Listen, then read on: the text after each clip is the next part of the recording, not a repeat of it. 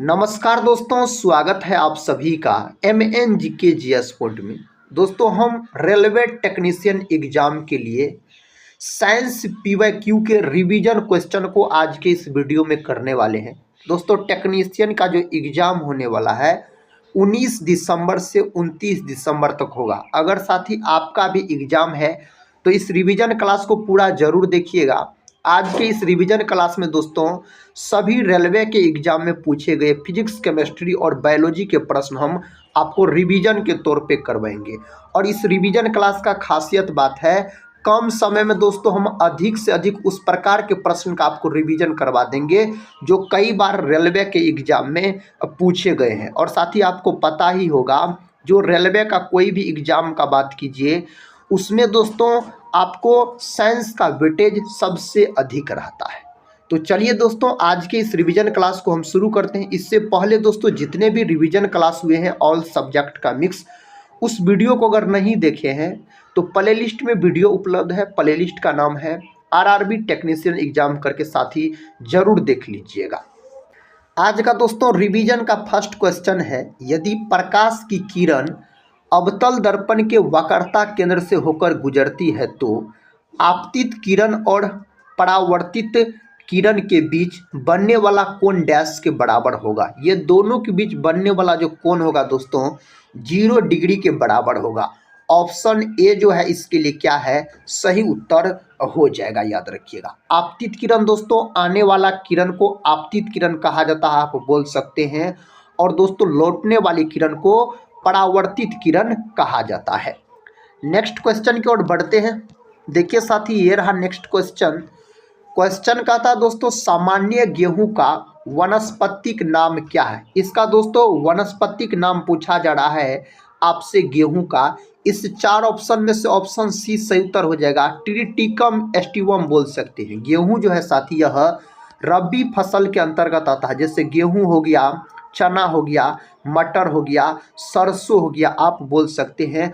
और दोस्तों गेहूं की जो बुआई की जाती है, रबी फसल की जो बुआई की जाती है, आप बोल सकते हैं जो नवंबर दिसंबर में इसका बुआई की जाती है और कटाई दोस्तों मार्च अप्रैल में किया जाता है। यह प्रश्न भी एग्जाम में पूछा गया है। इसका सही उत्तर दीजिए साथी, पता है तो। कहता है होमोसेपियंस शब्द किसने दिया। होमोसेपियंस शब्द जो है यह किसके द्वारा दिया गया था। यह दोस्तों दिया गया था लिनियस के द्वारा। कैरोलस लिनियस बोल सकते, लिनियस के द्वारा मेरे दोस्तों दिया गया था। सी लिनियस शॉर्ट में इसका नाम दिया गया है। होमोसेपियंस का बात करते साथी, तो यह मनुष्य का वैज्ञानिक नाम है होमोसेपियंस। अगर मनुष्य के वंश का नाम पूछा जाए तो होमो बोलिएगा, मनुष्य का वंश पूछा जाए तो होमो। अगर साथी इसका जाति पूछा जाए, इसका जाति पूछा जाए मनुष्य का, तो क्या बोलिएगा, सेपियंस आप बोल सकते हैं। ग्रेगर जॉन मेंडल का बात करते हैं तो यह वैज्ञानिक अपना प्रयोग मटर के पौधा पर किया था। अनुवांशिक विज्ञान का जनक इसको कहा जाता है। ये सब बात दोस्तों आप याद रखिएगा। नेक्स्ट क्वेश्चन है साथी, क्वेश्चन का था, इस ब्रह्मांड में सब कुछ पदार्थ से बना है। कहता है जिसे वैज्ञानिकों ने डैश नाम दिया है। इसको वैज्ञानिक ने क्या नाम दिया है, तो इसको वैज्ञानिक ने मेरे दोस्त पदार्थ नाम दिया गया है। ऑप्शन बी जो है इसके लिए क्या हो जाएगा, सही उत्तर हो जाएगा। और दोस्तों आप बोल सकते हैं ब्रह्मांड में सबसे अधिक मात्रा में पाए जाने वाला अगर तत्व आपसे पूछा जाए ना, तो आप हाइड्रोजन बोलिएगा। हाइड्रोजन के कितने समस्थानिक होते हैं दोस्तों, हाइड्रोजन के आप बोल सकते हैं मेरे साथी जो 3 समस्थानिक होते हैं। क्या वो होता है, 3 गो होता है। हाइड्रोजन को आवारा तत्व के नाम से जाना जाता है, इसे भविष्य का ईंधन भी कहा जाता है। अगला प्रश्न कर लेते हैं दोस्तों। प्रश्न कहता है आइसोटोप ऐसे परमाणु होते हैं जिनमें डैश होता है। इनमें दोस्तों क्या होता है, तो आप सही उत्तर ऑप्शन डी बोल सकते हैं। समान परमाणु क्रमांक परंतु बोल सकते हैं भिन्न परमाणु भार होता है। यही क्या कहलाता है, आइसोटोप्स कहलाता है। नेक्स्ट क्वेश्चन की ओर बढ़ते हैं। देखिए दोस्तों नेक्स्ट क्वेश्चन ये रहा, इसका उत्तर आप लोग बताइए जो कौन ऑप्शन में इसका सही उत्तर दिया गया है। दोस्तों प्रश्न कहता है जो एक छात्र किसी गोलीय दर्पण का उपयोग करके एक कागज पर सूर्य का एक स्पष्ट प्रतिबिंब फोकस करता है तो कुछ समय बाद जलने लगता है। दर्पण के बारे में इनमें से कौन सा कथन कहता है सही है? ऑप्शन ए कहता है यह अवतल गोलीय दर्पण है, इसकी फोकस दूरी धनात्मक है, यह एक अभिसारी दर्पण है। दोस्तों इसका सही उत्तर आपको चुनना है। तो क्या हो जाएगा दोस्तों? ऑप्शन ए होना चाहिए। ए और सी जो है दोनों सही है इसके लिए। यह अवतल गोलीय दर्पण है और यह एक अभिसारी दर्पण है, आप बोल सकते हैं। अवतल दर्पण की वक्रता त्रिज्या आर बोले, वक्रता त्रिज्या को आर बोला जाता है। वक्रता केंद्र दोस्तों जिसको सी बोला जाता है। फोकस दूरी जिसको एफ बोला जाता है। सभी का मान याद रखिएगा ऋणात्मक होता है। अवतल दर्पण में मेरे दोस्त पूछा जाए तो हजामती दर्पण का नाम पूछा जाए, अवतल दर्पण। हेडलाइट में कौन दर्पण का प्रयोग किया जाता है? मोटर गाड़ी के हेडलाइट में अवतल दर्पण बोल सकते हैं। सोलर कुकर में पूछा जाए तो अवतल दर्पण आप बोलिएगा। अगला प्रश्न है, भारत के राष्ट्रीय पक्षी भारतीय मोर का वैज्ञानिक नाम क्या है? देखिए दोस्तों प्रश्न किस प्रकार से पूछा गया है आपको। कहता है जो भारत का राष्ट्रीय पक्षी है जिसका नाम मोर है, तो मोर का वैज्ञानिक नाम बताइए अगर आपको पता है तो। ऑप्शन डी पाबो क्रिस्टेसस वैज्ञानिक नाम हो जाता है मोर का, याद रख सकते हैं आप। अगले प्रश्न की ओर बढ़ते हैं दोस्तों। ये रहा नेक्स्ट क्वेश्चन। कहता जीवों में प्रोटीन निर्माण के लिए सूचना स्रोत क्या है? इसके लिए सूचना स्रोत क्या होता है? ऑप्शन दिया गया राइबोसोम, केंद्रक, डीएनए और गुणसूत्र दिया गया। साथ ही इसका सही उत्तर आप बोल सकते हैं क्या होगा? डीएनए हो जाएगा। दोस्तों डीएनए का खोज किसके द्वारा किया गया? तो आप बोल सकते हैं जो कोन्सबर्ग नामक वैज्ञानिक के द्वारा डीएनए का खोज किया गया। और डीएनए डबल हेलिक्स संरचना का दोस्तों खोज किसके द्वारा किया गया? वाटसन और क्रिक के द्वारा किया गया। डीएनए का फुल फॉर्म पूछा जाए डीऑक्सी राइबोज न्यूक्लिक अम्ल बोल सकते हैं।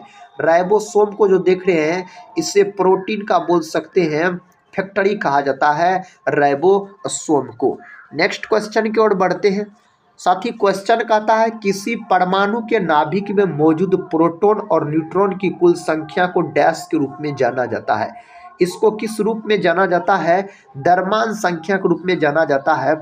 अगर दोस्तों अगर हम बात करें कोई तत्व याद रखिएगा एक्स है, तो तत्व के नीचा में जो लिखा रहता है यहाँ पर, मान लीजिए यहाँ पर दोस्तों हम लिख देते हैं आपको हुआ है, तो ये हो गया आपको क्या हो गया? यह हो गया दोस्तों परमाणु क्रमांक। और यहाँ पर दोस्तों हम ए लिख देते हैं। यहाँ पर दोस्तों परमाणु क्रमांक के बदला हम जेड लिख देते हैं, जेड से सूचित किया जाता है। और ए बोला जाता है द्रव्यमान संख्या को, याद रखिएगा। नेक्स्ट क्वेश्चन की ओर बढ़ते हैं। देखिए दोस्तों क्वेश्चन का था न्यूट्रॉन डैश के अलावा सभी परमाणुओं के नाभिक में मौजूद होते हैं। किसके अलावा दोस्तों? इस चार ऑप्शन में से सही उत्तर क्या होगा? कई बार यह प्रश्न पूछा गया है रेलवे के एग्जाम में। हाइड्रोजन बोल सकते हैं जिससे आवारा तत्व के नाम से मेरे साथी जाना जाता है। न्यूट्रॉन उदासीन कण होता है। न्यूट्रॉन का खोज किसके द्वारा किया गया? जेम्स जेडविक नामक वैज्ञानिक के द्वारा 1932 ईस्वी में किया गया था। ये सब बात याद रखिएगा। नाइट्रोजन जो होता है मेरे भाई, वायुमंडल में सबसे अधिक मात्रा में नाइट्रोजन गैस पाया जाता है 78%। और यूरिया में जो नाइट्रोजन का प्रतिशत होता है ना 46% होता है बोल सकते हैं। कार्बन की संयोजकता पूछा गया। कार्बन की संयोजकता 4 होता है। वायुमंडल में ऑक्सीजन की प्रतिशत मात्रा 21% आप बोल सकते हैं। नेक्स्ट क्वेश्चन की ओर बढ़ते हैं। देखिए दोस्तों क्वेश्चन कहता है एक लड़का एक लेंस का उपयोग करके एक दूरस्थ वस्तु का एक स्पष्ट प्रतिबिंब एक पर्दे पर फोकस करता है। लेंस और पर्दे के बीच की दूरी लगभग डैश के बराबर होगी। किसके बराबर यह होगा पता है आपको? फोकस दूरी के बराबर होगा दोस्तों। ऑप्शन डी जो है इसके लिए सही उत्तर हो जाएगा। नेक्स्ट क्वेश्चन की ओर बढ़ते हैं। देखिए दोस्तों ये रहा नेक्स्ट क्वेश्चन। निम्नलिखित में से कौन सा विषमपोषी जीव है? कहता है विषमपोषी जीव इनमें से कौन है? शैवाल, घास, नीम का पेड़ और बाघ दिया गया है। तो साथ ही बाघ जो होगा यह विषमपोषी हो जाता है। यह अपना भोजन स्वयं नहीं बनाता है, याद रखिएगा। दूसरे के भोजन पर निर्भर करता है, पेड़ पौधा पर निर्भर करता है बाघ। तो बोल सकते हैं दूसरे के भोजन पर निर्भर करता है, तो यह हो गया आपको विषमपोषी हो गया। स्वपोषी अगर तो जो अपना भोजन खुद बनाता है उसको स्वपोषी कहा जाता है। जैसे पेड़ पौधा शैवाल सब हो गया आपको स्वपोषी हो गया। नेक्स्ट क्वेश्चन की ओर बढ़ते हैं दोस्तों। क्वेश्चन कहता है हाइड्रोजन के समस्थानिक ड्यूटेरियम में डैश होता है। हाइड्रोजन का 3 गो समस्थानिक होता है, ड्यूटेरियम, ट्राइटियम और प्रोटियम। याद रखिए, प्रोटियम, ड्यूटेरियम, ट्राइटियम, जिसमें से कहता है ड्यूटेरियम में डैश होता है। इसका सही उत्तर हो जाएगा, एक प्रोटॉन एक न्यूट्रॉन होता है ड्यूटेरियम। याद रखिएगा, प्रोटियम, ड्यूटेरियम, जिसको दोस्तों क्या बोला जाता है, D2O, इसी को भारी जल के रूप में भी जाना जाता है। नेक्स्ट क्वेश्चन ये रहा। क्वेश्चन का था मेरे दोस्त, एक गोलीय दर्पण द्वारा उत्पन्न आवर्धन -0.5 होता है, दर्पण द्वारा निर्मित प्रतिबिंब कैसा होगा। दोस्तों इसका सही उत्तर बताइए क्या होगा। आप बोल सकते हैं वास्तविक, उल्टा और छोटा होगा। याद रखिएगा, माइनस लगा हुआ है तो दोस्तों तो आप बोल सकते हैं अवतल दर्पण होगा। और अवतल दर्पण होगा तो अवतल दर्पण में जो किसी वस्तु का प्रतिबिंब बनता है वास्तविक और उल्टा बनता है। कहता नीचे सूचीबद्ध खाद्य पदार्थों में से विटामिन सी का सबसे प्रचुर स्रोत कौन है। विटामिन सी का सबसे अच्छा स्रोत इस 4 ऑप्शन में से पूछा गया है, तो आप सही उत्तर बोल सकते हैं खट्टे फल। और विटामिन सी का प्रमुख स्रोत दोस्तों आंवला होता है। याद रखिएगा, विटामिन सी का अगर रासायनिक नाम पूछा जाए ना तो एस्कॉर्बिक अम्ल बोलिएगा। विटामिन सी और विटामिन बी कॉम्प्लेक्स, ये 2 ऐसा विटामिन है जो सिर्फ जल में घुलनशील होता है, आप बोल सकते हैं। नेक्स्ट क्वेश्चन की ओर बढ़ते हैं दोस्तों। क्वेश्चन कहता है निम्नलिखित में से कौन सा आहार घटक प्रति ग्राम मनुष्यों में उच्चतम ऊर्जा प्रदान करता है। इस 4 ऑप्शन में से सही उत्तर ऑप्शन सी वसा होना चाहिए। अब प्रोटीन का बात करते हैं दोस्तों। 1838 ईस्वी में इसका खोज बर्जिलियस नामक वैज्ञानिक के द्वारा किया गया। राइबोसोम को प्रोटीन का फैक्ट्री कहा जाता है, बोल सकते हैं। प्रोटीन की कमी के कारण 2 गो बीमारी याद रखिएगा, मेरास्मस और क्वाशियरकोर नामक बीमारी। और दोनों बीमारी अधिकतर बच्चों में देखने को मिलेगा। प्रोटीन जो होता है अमीनो अम्ल के मिलने से बनता है। प्रश्न का था ऋणात्मक आवेशित आयन को डैश के रूप में जाना जाता है। मेरे साथी, इसको किस रूप में जाना जाता है, ऋणायन के रूप में जाना जाता है।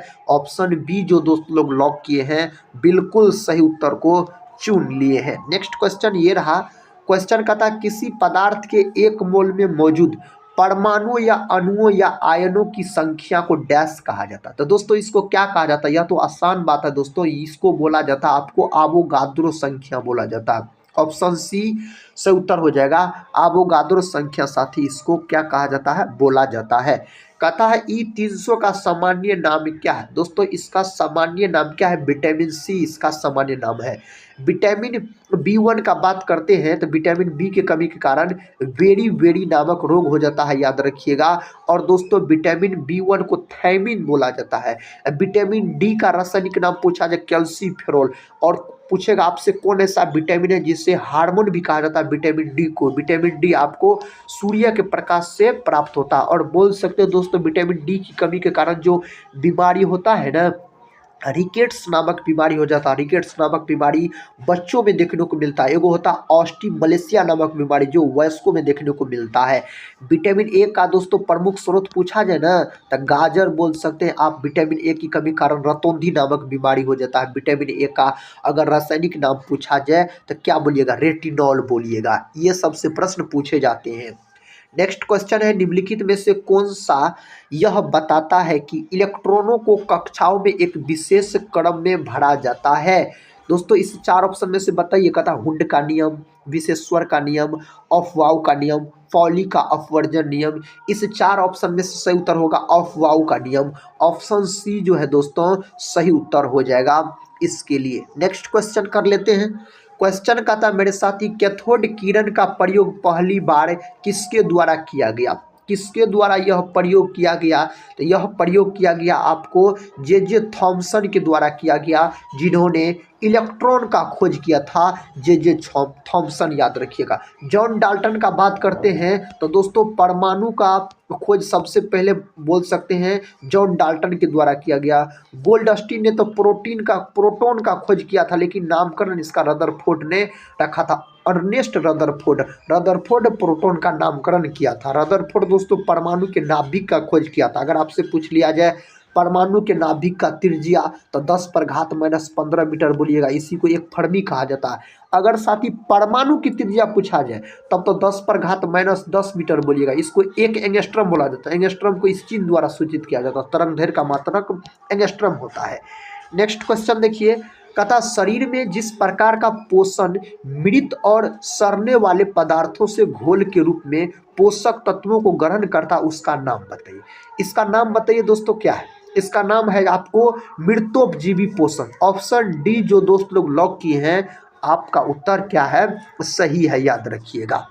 नेक्स्ट क्वेश्चन है, ग्लाइकोजन शरीर में डैश का भंडारण रूप है। दोस्तों सही उत्तर बताइए, इसका क्या हो जाएगा। इसका सही उत्तर हो जाएगा कार्बोहाइड्रेट। ऑप्शन सी सही उत्तर हो जाएगा कार्बोहाइड्रेट, आप बोल सकते हैं। अगला प्रश्न है, कांच के प्रिज्म से होकर गुजरने पर श्वेत प्रकाश के किस रंग घटक का विचलन अधिकतम होता है। विचलन दोस्तों पूछा जा रहा है तो बैगनी बोलिएगा। तरंगदैर्घ्य पूछा जाता है तो लाल प्रकाश का तरंगदैर्घ्य सबसे अधिक होता है, बैगनी प्रकाश का सबसे कम होता है। और लाल प्रकाश का प्रयोग खतरा के रूप में किया जाता है, याद रखिएगा। इसका विचलन कम होता है, इसे दूरस्थ से भी देखा जा सकता है। नेक्स्ट क्वेश्चन की ओर बढ़ते हैं। क्वेश्चन आपके सामने है दोस्तों, उत्तर लॉक कीजिए। कहता इनमें से कौन सा कथन सत्य नहीं है। इस चार ऑप्शन में से कौन सा कथन सत्य नहीं। देखिए ऑप्शन पढ़ रहे हैं, साथ ही सुनिए। कहता प्रोटीन निम्न ताप पर निष्क्रिय होते हैं। ऑप्शन बी कहता प्रोटीन पीएच में परिवर्तन होने पर विकृत हो जाते हैं। ऑप्शन सी कहता प्रोटीन ताप से प्रभावित नहीं होते। ऑप्शन डी कहता प्रोटीन उच्च ताप पर विकृत हो जाते हैं। इसका सही उत्तर अगर बात किया जाए मेरे साथी, ऑप्शन सी हो जाएगा, प्रोटीन ताप से प्रभावित नहीं होते। यह कथन क्या है दोस्तों, सत्य नहीं है, याद रखिएगा। नेक्स्ट क्वेश्चन है, यदि क्रिप्टन की परमाणु संख्या कहता 36 है, याद रखिएगा। क्रिप्टन का परमाणु क्रमांक कहता 36 है, तो इसकी इलेक्ट्रॉनिक विन्यास क्या होगा। तो दोस्तों इसका इलेक्ट्रॉनिक विन्यास इस चार ऑप्शन में से आपसे पूछा जाए तो आप बोल सकते 2 होगा, 8 होगा, 18 होगा, और कितना होगा, 8 होगा। यही इसका क्या है, इलेक्ट्रॉनिक विन्यास हो जाता है। हीलियम को छोड़कर सभी नोबल गैसों के बाहरी कोश में कितने इलेक्ट्रॉन होते हैं। इसका सही उत्तर दोस्तों क्या होगा। कहता है जो नोबल गैस को छोड़कर दोस्तों का हीलियम को छोड़कर कहता है नोबल गैसों के बाहरी कोश में कितने इलेक्ट्रॉन होते हैं। सही उत्तर हो जाएगा 8 इलेक्ट्रॉन होते हैं। कितने होते हैं, 8 इलेक्ट्रॉन होते हैं। अगला प्रश्न है, मायोसिन और एक्टिन क्या है। दोस्तों मायोसिन और एक्टिन क्या है, मांसपेशीय प्रोटीन है। ऑप्शन ए सही उत्तर हो जाएगा, मांसपेशीय क्या है, यह प्रोटीन है, आप बोल सकते हैं। अगला प्रश्न है, गर्म करने पर कौन सा विटामिन नष्ट हो जाता है। दोस्तों हम आपको बोले जो 2 विटामिन ऐसा है, विटामिन बी कॉम्प्लेक्स और विटामिन सी, जो जल में घुलनशील होता है। अब बाद बाकी सभी विटामिन वसा में घुलनशील होता है। इसमें से विटामिन सी ऐसा है जो इसको गर्म कीजिएगा तो नष्ट हो जाएगा। लेकिन आप याद रखिएगा दोस्तों, आप बोल सकते हैं जो अपवाद में आंवला, याद रखिएगा। इस 4 ऑप्शन में से आपसे पूछा जा रहा है तो कहता है गर्म करने पर कौन सा विटामिन नष्ट हो जाता है। दोस्तों विटामिन सी होना चाहिए। ऑप्शन यहाँ पर ए बोल सकते, विटामिन B1 बोल सकते। विटामिन ई को सौंदर्य का विटामिन कहा जाता है, और विटामिन ई का जो रासायनिक नाम होता है ना, टोकोफेरोल होता है, याद रखिएगा। कहता एक तत्व का परमाणु भार W है। दोस्तों परमाणु भार दिया गया है W। कहता परमाणु संख्या N है। इस परमाणु के केंद्र में प्रोटॉन की संख्या कितनी होगी। इस 4 ऑप्शन में से सही उत्तर क्या होगा। ऑप्शन सी होगा, N होगा दोस्तों, याद रखिएगा। अगला प्रश्न कर लेते हैं। प्रश्न कहता है अणु का गठन करने वाले परमाणुओं की संख्या को क्या कहते हैं। इसको क्या कहा जाता है। इसका सही उत्तर है परमाणुकता कहा जाता है। ऑप्शन ए सही उत्तर हो जाएगा। दोस्तों हम आपको कम समय में अधिक से अधिक प्रश्न का रिवीजन करवा देंगे। और जैसा कि साथी आपको पता भी होगा, जब एग्जाम नज़दीक रहता है तो उसके लिए रिवीजन क्लास ही बहुत अच्छे माना जाता है। आप जितने अधिक से अधिक प्रश्न का रिवीजन कर सकते हैं कीजिए दोस्तों, और अपने तैयारी को मजबूत जरूर बनाइए। नेक्स्ट क्वेश्चन कहता लैक्टोज डैश युक्त डाइसेकेराइड है। इस 4 ऑप्शन में से सही उत्तर आपको ऑप्शन बी होना चाहिए। ग्लूकोज और गैलेक्टोज बोल सकते हैं। लैक्टोज जो बना होता है ग्लूकोज और गैलेक्टोज से बना होता है, आप बोल सकते हैं।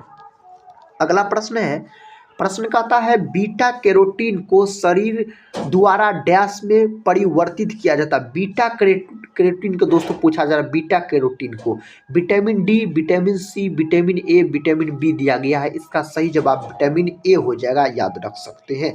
विटामिन डी का रासायनिक नाम कैल्सीफेरॉल, विटामिन ए का रासायनिक नाम रेटिनॉल, विटामिन सी का रासायनिक नाम एस्कॉर्बिक अम्ल, विटामिन B1 बोल सकते, थायमिन, विटामिन B2 बोल सकते, राइबोफ्लोविन, विटामिन B3 बोल सकते दोस्तों, नियासिन, और विटामिन B3 की कमी के कारण पेलाग्रा नामक रोग हो जाता है।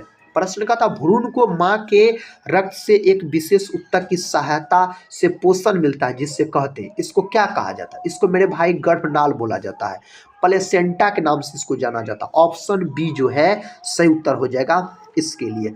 अगला प्रश्न है, कहता श्वेत प्रकाश का वह घटक जिसका अपवर्तनांक अधिकतम होता है वह डैश रंग का होता है? लाल, बैगनी, पीला और हरा, इनमें से कौन रंग होता है? तब बैगनी रंग का होता है। ऑप्शन बी जो दोस्त लोग लॉक किए हैं, बिल्कुल सही उत्तर को आप चुन लिए हैं। नेक्स्ट क्वेश्चन है, उत्तल दर्पण के मुख्य अक्ष के अनुदिश आपतित प्रकाश की किरण के लिए आपतन कोण क्या होगा? 0 डिग्री, 30 डिग्री, 60 डिग्री और 90 डिग्री दिया गया है। तो दोस्तों सही उत्तर बोल सकते हैं 0 डिग्री होगा। क्या होगा? 0 डिग्री। उत्तल दर्पण का प्रयोग किया जाता है साथी किसमें पता है आपको?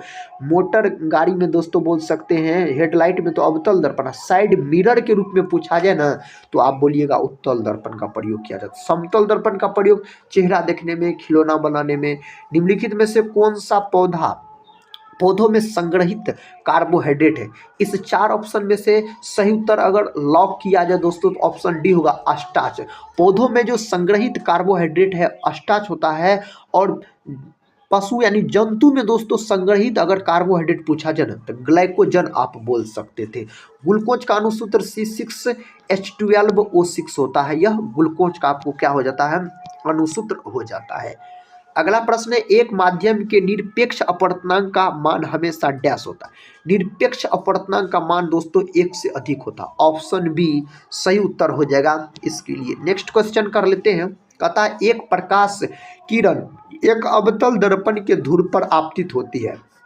आपतित किरण और मुख्य अक्ष के बीच निर्मित न्यून कोण कहलाता है। यह कोण क्या कहलाता है? आपको पता है दोस्तों, यह कोण कहलाता आपतन कोण। याद रखिएगा क्या कहलाता? आपतन कोण। आपतन कोण को आई से सूचित किया जाता है, याद रखिए। परावर्तन कोण को आर से सूचित किया जाता है। आपतन कोण जो होता है परावर्तन कोण के क्या होता है? बराबर होता है, याद रख सकते हैं आप। नेक्स्ट क्वेश्चन कर लेते हैं। क्वेश्चन कहता है एक तत्व के नाभिक में जो 15 प्रोटॉन है यानी पी का मान दिया गया साथी कितना? 15 दिया गया। कहता और 22 न्यूट्रॉन है, एन का मान दोस्तों कितना दिया गया? 22 दिया गया। कहता इसकी द्रव्यमान संख्या क्या है? यानी ए बराबर पूछा जा रहा है वाट, ए का मान क्या है आपसे दोस्तों पूछा जा रहा है। तो इस 4 ऑप्शन में से साथी अगर सही उत्तर आप लॉक कर सकते हैं तो क्या लॉक हो जाएगा आप बताइए दोस्तों? सही उत्तर होना चाहिए 37 दोस्तों होना चाहिए। याद रखिएगा ए बराबर सूत्र होता है पी प्लस एन होता है ना। ए बराबर होता है पी प्लस एन, प्रोटॉन की संख्या प्लस न्यूट्रॉन की संख्या। तो 15 में 22 को जोड़िए तो 5 2 7 और 2 1 3 37 होगा। ऑप्शन ए जो दोस्तों है सही उत्तर हो जाएगा 37। नेक्स्ट क्वेश्चन कर लेते हैं। क्वेश्चन कहता है सोडियम धातु के जल के साथ अभिक्रिया करने पर क्या होता है? क्या होता है दोस्तों? सही उत्तर हो जाएगा हाइड्रोजन गैस और सोडियम हाइड्रोक्साइड विलयन बनते हैं। सोडियम का बात करते हैं, इसे चाकू से काटा जा सकता है। प्रतीक होता है Na, परमाणु क्रमांक 11 होता है। सोडियम को केरोसिन तेल में भी डुबाकर रखा जाता है। अगला प्रश्न है स्वपोषी पोषण के लिए निम्न में से किसकी आवश्यकता नहीं है? स्वपोषी पोषण के लिए इस 4 ऑप्शन में से किसका आवश्यकता नहीं होता है? ऑक्सीजन का दोस्तों आवश्यकता नहीं होता। ऑप्शन सी जो है सही उत्तर हो जाएगा, आप बोल सकते हैं। अगले प्रश्न की ओर बढ़ते हैं। प्रश्न कहता पौधों में शोषण के संबंध में गलत कथन का चयन कीजिए। दोस्तों पौधों में शोषण के संबंध में कहता गलत कथन को चुनिए। इनमें से कौन कथन गलत है? कार्बन डाइऑक्साइड दिन के समय के दौरान वायुमंडल में मिश्रित हो जाती है, यही कथन गलत है। ऑप्शन बी जो है मेरे दोस्त यह कथन क्या है? गलत है। नेक्स्ट क्वेश्चन ये रहा रिवीजन का। क्वेश्चन कहता निम्न में से गलत कथन की पहचान कीजिए। इस 4 में से गलत कथन का कहता पहचान कीजिए। ऑप्शन ए दिया गया वाष्पोत्सर्जन वह क्रियाविधि है जिसके द्वारा पौधे अतिरिक्त जल को निकाल देते हैं।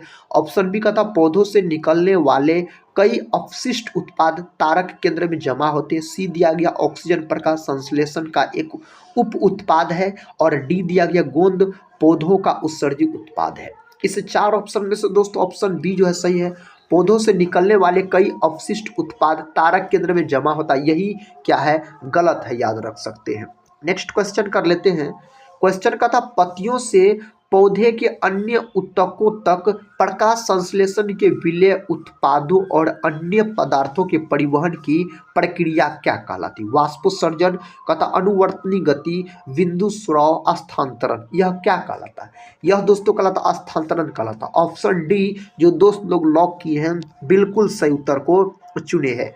अगला प्रश्न कर लेते, कहता जैलम के कौन से तत्व मृत कोशिकाओं से बने होते हैं और फिर भी पौधों में जल और खनिजों के परिवहन के लिए उत्तरदायी होता है? दोस्तों इसका सही उत्तर जो है ना ऑप्शन डी होना चाहिए, याद रखिएगा। क्या होना चाहिए? ऑप्शन डी होना चाहिए। वाहनिकाय, वाहिनिकाय और वाहिका बोल सकते हैं। जैलो मृत कोशिका होता है और पेड़ पौधा में खनिज और जल को परिवहन करता है। फलोएम जीवित कोशिका होता है, पेड़ पौधा में दोस्तों भोजन का वहन करता है। फलोएम का बात करते हैं तो कहता निम्न तत्वों में से अर्ध धातुओं के सही युग्म का चयन कीजिए। इसका सही उत्तर क्या हो जाएगा? अतः अर्ध धातुओं के दोस्तों पूछा जा रहा आपसे तो सिलिकॉन और जर्मेनियम बोल सकते हैं। ऑप्शन सी जो है सही उत्तर हो जाएगा। नेक्स्ट क्वेश्चन ये रहा, कहता है भोजन के संग्रह के लिए जाइलम की कौन सी कोशिकाएं उत्तरदायी है? भोजन के संग्रह के लिए दोस्तों पूछा जा रहा है तो इस चार ऑप्शन में से दोस्तों पैरेकाइमा बोल सकते हैं। ऑप्शन बी सही उत्तर हो जाएगा, आप बोल सकते हैं। नेक्स्ट क्वेश्चन ये रहा, क्वेश्चन का था इनमें से कौन सा जैलम का एक घटक नहीं है? जैलम का घटक इनमें से कौन नहीं है? सहचर या साथी कोशिका, यह जैलम का एक घटक क्या है? नहीं है, आप बोल सकते हैं। धातुओं के संबंध में इनमें से कौन सा कथन सही नहीं है? धातुओं के संबंध में इस चार ऑप्शन में से कौन सा कथन कथा सही नहीं है? सामान्यतः धातु अम्लीय ऑक्साइड बनाती, दोस्तों यही ऑप्शन सही नहीं है। ऑप्शन ए जो है गलत है। सामान्यतः धातु याद रखिएगा तो अम्लीय ऑक्साइड बनाती है। धातु दोस्तों क्षारीय बोल सकते हैं आप, अधातु अम्लीय ऑक्साइड बनाती है। अगला प्रश्न कर लेते हैं। प्रश्न कहता निम्न में से किस धातु में संक्षारण के कारण हरे रंग की परत बनती है? लोहा, चांदी, तांबा और जिंक दिया गया है। तांबा जिसको क्या कहा जाता है? जिसको मेरे दोस्त कॉपर के नाम से जाना जाता है। सीयू याद रखिएगा, जिसको बोला जाता है परमाणु क्रमांक 29 होता है। जिंक जिसको जस्ता बोला जाता है, जेड परमाणु क्रमांक 30 होता है। चांदी जिसको एजी बोला जाता है, परमाणु क्रमांक 47 होता है। लोहा जिसको एफ बोला जाता है, परमाणु क्रमांक 26 होता है। अगला प्रश्न कर लेते हैं। प्रश्न कहता है वायुमंडलीय दाब और वाष्पोत्सर्जन की दर एक दूसरे के डैश होती है? एक दूसरे के क्या होता है? वैध क्रमानुपाती होता। ऑप्शन बी सही उत्तर आप बोल सकते हैं। नेक्स्ट क्वेश्चन ये रहा, कहता प्रकाश संश्लेषण के प्रयोग में अस्टाच की उपस्थिति को क्या मापते हैं? क्यों मापते हैं? प्रकाश संश्लेषण के प्रयोगों में अस्टाच की उपस्थिति को कहता है क्यों मापा जाता है? निर्मित ग्लूकोज अस्टाच में रूपांतरित हो जाता है, इसीलिए दोस्तों इसको क्या किया जाता है? मापा जाता है। प्रश्न कहता है पौधों में परिवहन की प्रक्रिया के लिए मुख्यतः विसरण उत्तरदायी होता है, हालांकि कुछ पदार्थों के परिवहन के लिए ऊर्जा की आवश्यकता होती है। कौन सा विकल्प एटीपी के प्राप्त ऊर्जा का उपयोग करके परिवहन किए गए पदार्थों को दर्शाता है? इस चार ऑप्शन में से दोस्तों भोजन, अमीनो अम्ल और हार्मोन। ऑप्शन बी सही उत्तर हो जाएगा। अगला प्रश्न देखिए। प्रश्न कहता है निम्नलिखित में से कौन सी प्रकाशीय परिघटना सूर्योदय और सूर्यास्त के समय सूर्य की चक्रिका के चपटी प्रतीत होने को परिभाषित कर सकती है? इसका सही उत्तर बताइए दोस्तों। ऑप्शन दिया गया प्रकाश का वर्ण विक्षेपण, प्रकाश कहता पूर्ण आंतरिक परावर्तन, प्रकाश का प्रकीर्णन, वायुमंडलीय अपवर्तन दिया गया है। सही जवाब है वायुमंडलीय अपवर्तन, जिसके कारण तारे टिमटिमाते हैं। अगला प्रश्न है धातुओं के पतले तारों में कहता है खींचे जाने की क्षमता डैश कहलाती है? यह क्षमता साथी क्या कहलाता है? आप सही उत्तर बोल सकते हैं तन्यता कहलाता है। ऑप्शन ए सही उत्तर हो जाएगा, यह तन्यता कहलाता है। अगला प्रश्न कहता है निम्नलिखित में से कौन सा सामान्यतः अधातुओं का गुण नहीं? इस चार ऑप्शन में से कौन कहता है अधातुओं का गुण नहीं है? तो चालक। ऑप्शन बी सही उत्तर बोल सकते हैं। नेक्स्ट क्वेश्चन ये रहा, क्वेश्चन कहता एल्यूमिनियम की परत पर एल्यूमिनियम ऑक्साइड की एक मोटी परत बनाने की प्रक्रिया को डैश कहा जाता ताकि इसे जंग से बचाया जा सके? इसको क्या कहा जाता है? इसको एनोडीकरण कहा जाता है। ऑप्शन बी क्या कहा जाता है दोस्तों? एनोडीकरण दोस्तों बोल सकते हैं, इसको बोला जाता है। नेक्स्ट क्वेश्चन दोस्तों कहता है पौधों में प्रकाश संश्लेषण की प्रक्रिया के विभिन्न चरण नीचे दिए गए हैं, दिए गए विकल्पों में से कौन सा इस प्रक्रिया के विभिन्न चरणों के सही क्रम को दर्शाता है। इनमें से दोस्तों कौन सही क्रम को कहता है, दर्शाता है। इसका सही उत्तर दोस्तों आप क्या बोल सकते हैं, विकल्प ए दोस्तों सही उत्तर है। पहले हो जाएगा आपको सी हो जाएगा 1 नंबर में क्लोरोफिल द्वारा प्रकाश ऊर्जा का अवशोषण। उसके बाद बी हो जाएगा 2 नंबर में, बी हो जाएगा प्रकाश ऊर्जा का रासायनिक ऊर्जा में परिवर्तन। उसके बाद दोस्तों ए हो जाएगा, ए हो जाएगा आपको तीसरा नंबर में जल के अणुओं का हाइड्रोजन और ऑक्सीजन में विभाजन। उसके बाद डी हो जाएगा अंत वाले नंबर में, 4 नंबर में हो जाएगा कार्बन डाइऑक्साइड का कार्बोहाइड्रेट में अपचेत होना। ऑप्शन ए इसके लिए क्या है, सही उत्तर है। नेक्स्ट क्वेश्चन दोस्तों कहता है फलों में मुख्यतः कौन सा हार्मोन प्रचुर मात्रा में पाया जाता है। फलों में मुख्यतः कौन सा हार्मोन प्रचुर मात्रा में पाया जाता है, साइटोकाइनिन पाया जाता है। ऑप्शन सी सही उत्तर हो जाएगा। Gibberellin, auxin, cytokinin, abscisic acid, ये सभी आपको पादप हार्मोन है। कौन हार्मोन है, पादप हार्मोन। तो दोस्तों ये थे आपको रेलवे टेक्नीशियन एग्जाम के लिए साइंस यानी फिजिक्स, केमिस्ट्री, बायोलॉजी के हम रिवीजन प्रश्न को करवाए। इस प्रकार के प्रश्न साथी रेलवे के एग्जाम में पूछे जाते हैं। और दोस्तों टेक्नीशियन एग्जाम का बात किया जाए तो उसमें साइंस का वेटेज बहुत ही अधिक रहता है। अगर दोस्तों इस वीडियो को आप देखे होंगे तो आप लोग कमेंट बॉक्स में बताइएगा साथी, अगर पूरा देखे होंगे तो इस 60 प्रश्न के अंतर्गत आप कितने प्रश्न का सही से उत्तर दे पाए। पहले ही से दोस्तों आपको कितने प्रश्न का सही से उत्तर पता था। अगर साथी आप लोग चैनल पे पहली बार विजिट कर रहे होंगे तो चैनल को सब्सक्राइब कर बेल आइकन को प्रेस जरूर कर लीजिएगा। दोस्तों इस चैनल से आपके एग्जाम में जरूर मदद मिलेंगे। टेलीग्राम चैनल से भी जुड़ सकते हैं जिसका नाम MNGKGS पॉइंट है, याद रखिएगा। तो मिलते हैं नेक्स्ट रिवीजन क्लास में, तब तक के लिए जय हिंद, जय भारत।